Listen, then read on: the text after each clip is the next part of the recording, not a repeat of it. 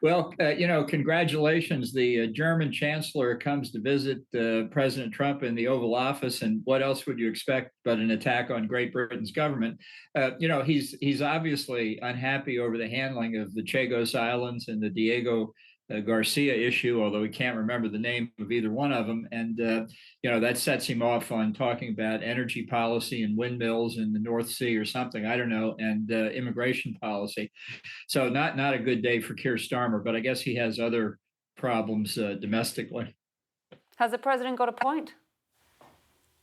Well, I think energy prices, as I understand it, in the United Kingdom are second only to energy prices in Germany in terms of the European economies, and that's obviously not good. It's not going to be getting any better given the spike in oil prices we've seen as a result of the conflict with Iran. And on immigration, look, in America, it's what we call an 80-20 issue. People want the borders sealed against illegal immigrants. Different question about legal immigrants, but it's the subject of deportation in the United States is controversial, but keeping illegal immigrants out is not controversial at all. Do you think this is a permanent damage to the special relationship? No, look, Trump is an aberration. There's never been a president like Donald Trump before. With any luck, we'll never have one like it again. And the special relationship is not simply a function of relations between the two leaders. That's not how Trump sees it. He thinks all of international relations are embodied in the personal relationships between leaders, which is why when he thinks Vladimir Putin is his friend, that means something. If he's irritated at Keir Starmer, that means something. But for the two countries themselves, the relationships are far deeper, far broader, and we'll get over this trouble as well. And it's interesting because Donald Trump has been praising France and Germany today. Is this all about Diego Garcia? Well, it depends on what hour of the day it is. If you ask him tomorrow, he might be Keir Starmer's best friend again. And because Trump doesn't, this is not a grand strategy. It's not even policy as we understand that term. It begins with the irritation of Diego Garcia, but once you press one button, then the immigration button follows, and the energy button follows soon after that. Obviously, we don't think the UK was warned about any of this. It's now taking our ships a long time to get to Cyprus. I mean, how do you think that Donald Trump should have, if he expected us to give him our air bases, have given us some more warning?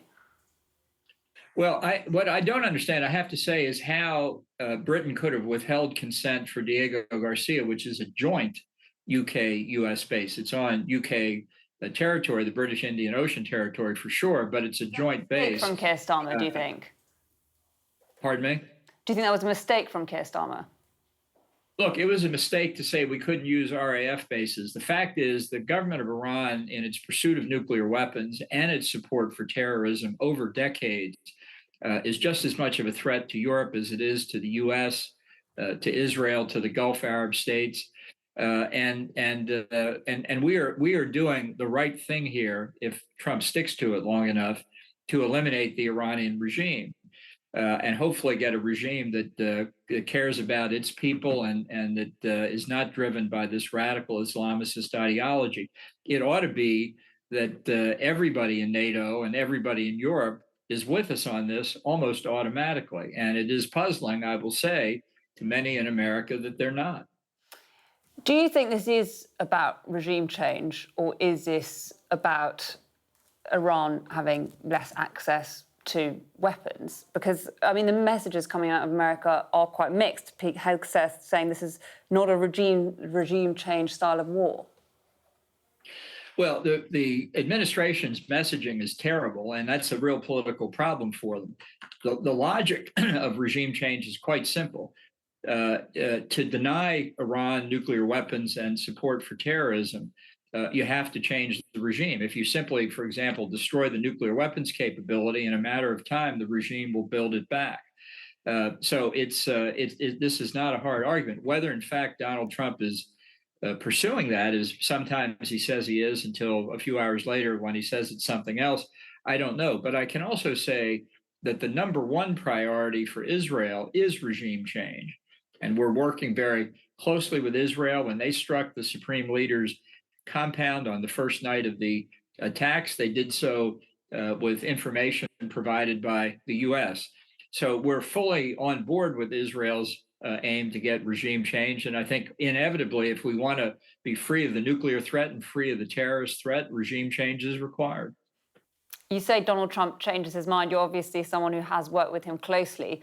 What's your sense of whether he will stick with this long enough for there to be a regime change? Well, the best I can say is take 2 aspirin and call me in the morning. I don't know what he's going to do tomorrow. He will undoubtedly at some point declare total victory, regardless of what's happening on the ground. I think you can count on that. Whether, in fact, we will have achieved regime change is another matter. And politically, in the US, how damaging is all of this for Donald Trump, do you think? Well, I think he made a significant mistake in not preparing the groundwork, not explaining to the American people why the nature of the Iranian regime's threat required the action he's taking. I think he could have made the case. I think the case is very strong. I've been advocating it for 20 years.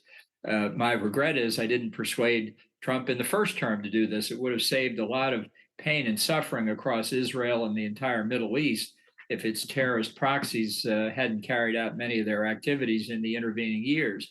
But by not preparing the groundwork, he's now caused an enormous political fight with most of the Democrats, and perhaps most damaging for him, with the isolationist element of his own political base. And if he doesn't get that corrected, it could be a real political constraint. Just on the legitimacy of this war, whether or not it's legal, do you think there was a threat to the US, or was this a threat to Israel? What's your view on the legitimacy of this war? Well, for 47 years, for 47 years, they've been saying death to the great Satan, and that's pretty persuasive evidence of what their intention is.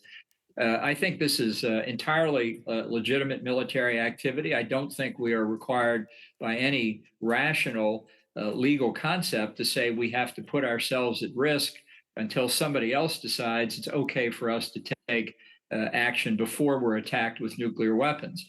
And I think it's something we should be fully prepared to defend, because if it's illegal to engage in this kind of preventive activity, then in the immortal words of Charles Dickens, a British author, then the international law is an ass. What do you think the risks are now in terms of escalation? Well, I think the Iranians have escalated. They've attacked the Gulf Arab states. They've attacked the United Kingdom. They attacked the Akrotiri air base in Cyprus, which is on sovereign British territory. You'd think that would be enough to convince Prime Minister Starmer to engage in legitimate self-defense. I think it's a big mistake to have attacked the Gulf Arab states. They are now coming to the side of the United States and Israel. And it's a reflection of the real strategic shift that's occurred in the Middle East as the Gulf Arabs and others realized that the principal threat to them was Iran, the same perception that Israel's had for a long time. So I think actually, if we can overturn the regime in Iran, the prospects for peace and security in the broader Middle East will increase dramatically. And from a UK perspective, obviously, we've agreed to this limited use of our air bases. Do you think it's inevitable that we get dragged further into the war? You should be leading the charge among the Europeans in the defense of all of our common interest against this terrorist nuclear proliferating threat. What do you mean exactly when you say we should be leading the charge? Well, who else should lead Europe but Britain? I mean, isn't that what Prime Minister Starmer wants?